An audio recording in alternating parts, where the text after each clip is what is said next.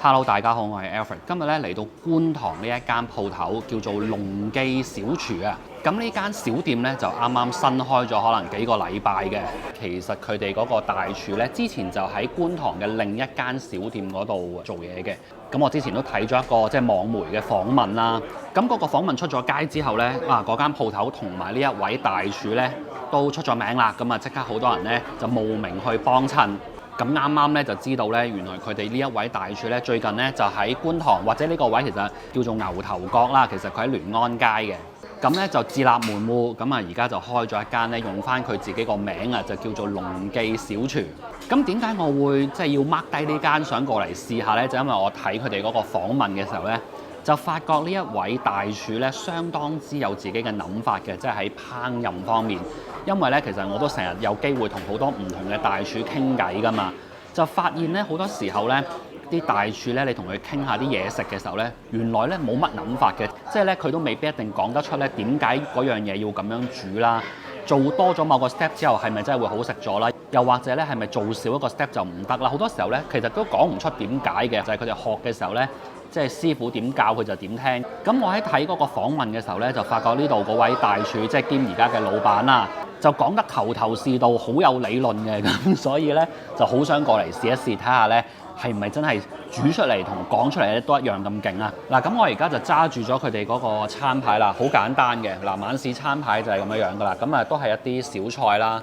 咁然後有啲炒粉麵啦，咁另外咧就有少少湯羹啊。咁呢度個玩法咧就係咧，如果你想食一啲例如海鮮嗰啲咧，咁其實咧就第一就梗係時價啦，第二咧就係你要訂嘅，即係打電話嚟訂位嘅時候咧，順便就要訂定你要食啲咩菜。咁佢哋師傅咧先至會即係提前咧去幫你準備嘅。咁有啲即係海鮮嗰啲咧，你想食條魚啊、食個龍蝦啊嗰啲嘢咧，就唔係話隨便入到嚟 walk in 要嗌就有嗰種啦。咁呢個咧大家就留意翻。咁我哋因為今日都係第一次過嚟咧，咁我都唔特登即係訂呢啲咁樣嘅海鮮啦，我就試咗佢啲即係招牌小菜先。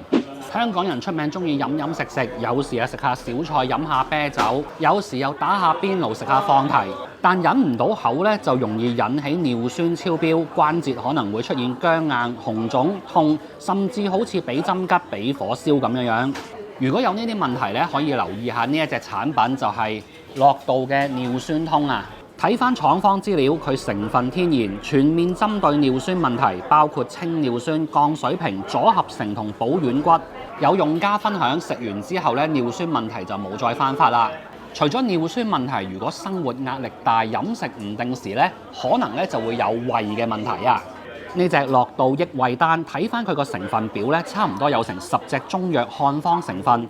有用家就分享，食完覺得個胃舒服咗好多，冇晒嗰啲胃氣、反胃、脹痛等等嘅問題。佢仲有一隻專利成分，可以加強保護翻胃部嘅黏膜細胞，真正做到由根源調理翻個脾胃。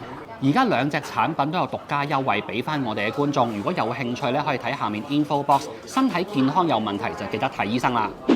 咁嚟呢度咧，最緊要試嗰樣嘢咧，就係佢哋嘅炸子雞，因為咧喺老細嘅上一間鋪頭嗰度咧，佢都係做呢樣嘢咧比較出名嘅。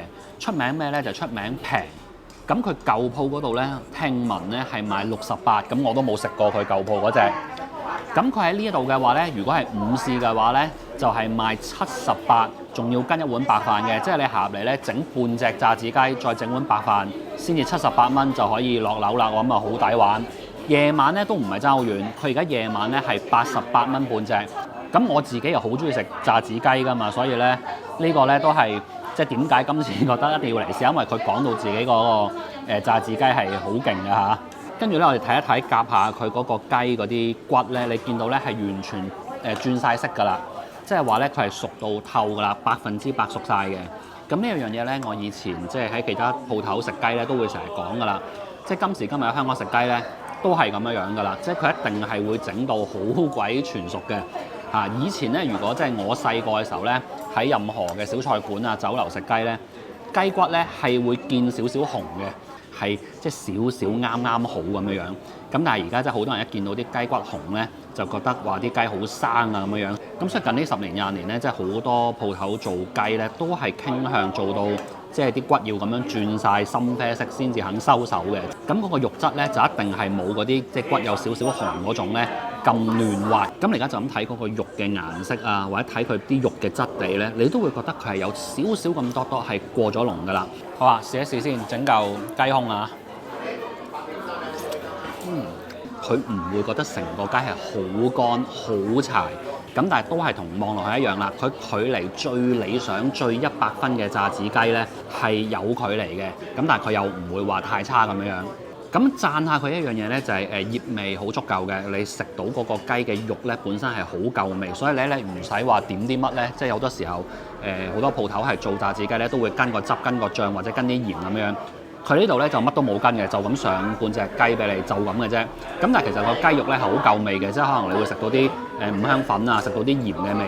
咁其實我自己咧就中意呢一種做法多過去點啲汁嘅，因為咧當嗰個醃味或者調味係足夠嘅時候咧，係比較能夠調出雞自己本身嗰個鮮味。咁所以我係中意呢一個做法。呢個雞咧唔係神級，但如果晏晝78蚊仲跟碗飯咧，咁就非常之抵食。好啦，跟住咧就上咗第二個餸啦。呢一個咧就係一個龍躉豆腐煲，個煲個 size 就好大。咁但係打開咗個蓋之後咧，發覺裡面啲嘢咧大概都係得半煲嘅啫。其實咧，我唔覺得佢個份量太少嘅。其實佢可以用翻個細少少嘅煲。咁視覺上面睇起嚟咧，就覺得佢比嗰個份量會多啲啦。咁啲魚嘅話咧，頭先都數過啦，咁啊有12嚿左右啦。咁然後就有啲豆腐咁樣。好啦，咁啊整嚿龍躉肉食下先。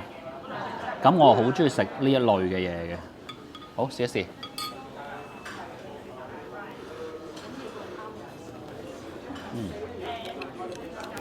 龍躉最好食咧，就唔係個魚肉嗰部分，而係咧嗰個上面嗰陣皮連埋下低少少膠質嗰部分。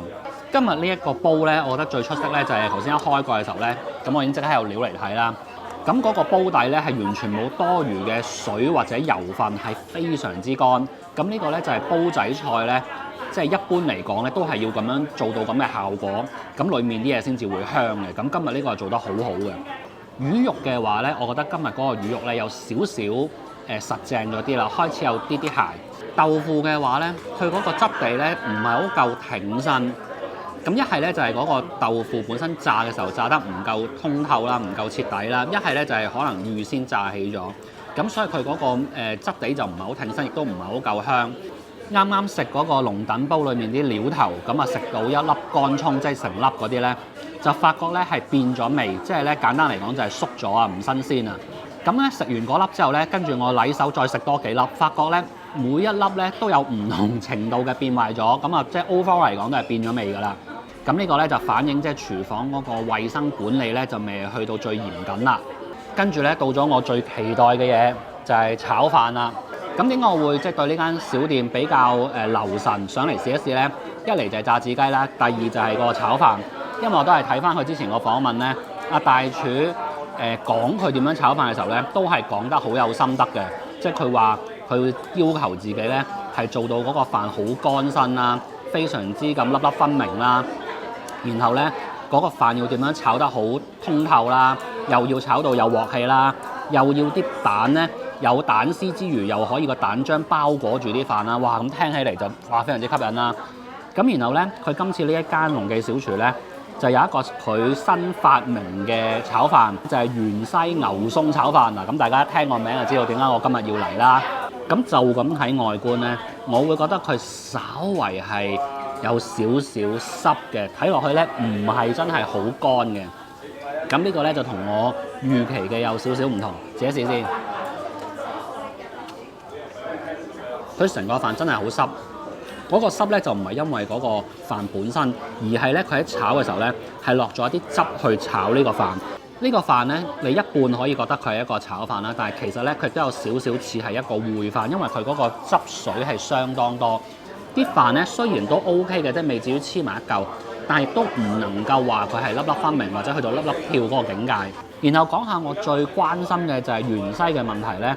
咁呢個咧我就覺得唔係好似我呢啲會長級嘅重度愛好者咧，覺得係令我驚豔嘅程度，因為咧芫茜始終即係煮熟咗之後咧，佢嗰個香氣係會減淡好多。佢炒完之後咧，可能再揼多少少生嘅芫茜喺面頭，俾啲重度愛好者再去拌一拌撈一撈，等嗰個芫茜味更加突出咧。咁呢個炒飯我就會更加中意嘅。咁佢個餐牌都有寫嘅括弧，就話係辣嘅。咁但係而家實際食落咧，佢嗰個辣味咧係真係有啲搶咗，即係芫茜嗰個香味。如果既然叫得做芫茜炒飯咧，我覺得應該諗辦法令到嗰個芫茜味突出啲，而唔係揾一個另外一種味道去蓋過咗芫茜嗰個香氣。講完一輪呢啲嘢之後咧，可能有啲觀眾就會覺得哇，呢間嘢好服啊，喺度笑啊咁樣。咁但係咧，我都講清楚啲嗱，我喺成餐飯裡面咧，我都唔覺得自己係中伏嘅，啲嘢我全部都會食晒，係啦，我唔覺得有太大問題嘅。咁但係咧，亦都冇即係可能部分嘅網友所吹噓講到呢間嘢咁神級、咁隱世、咁高深莫測咁樣。咁我覺得佢嘅餐廳定位咧，其實都係做翻一啲街坊生意。如果喺附近返工、喺附近住嘅話呢，耐不久落嚟食下嘢呢係絕對冇問題嘅。咁但係呢，真係唔好誤信坊間好多人，即係有時會吹噓得好勁呢，就覺得好似我咁樣要跨區過嚟食，其實佢真係冇嘢。咁大家呢，就可以去返自己屋企樓下嘅一啲街坊酒樓啦，或者係啲小菜館啦。咁如果你都幫襯開嘅，你大概知道佢咩水平呢，咁可能你食出嚟呢就會更加滿足。今條片就講到呢度啦。如果你哋都中意睇呢一類真實嘅自費食評呢，記得訂閱我哋有碗話碗。下條片再見，拜拜。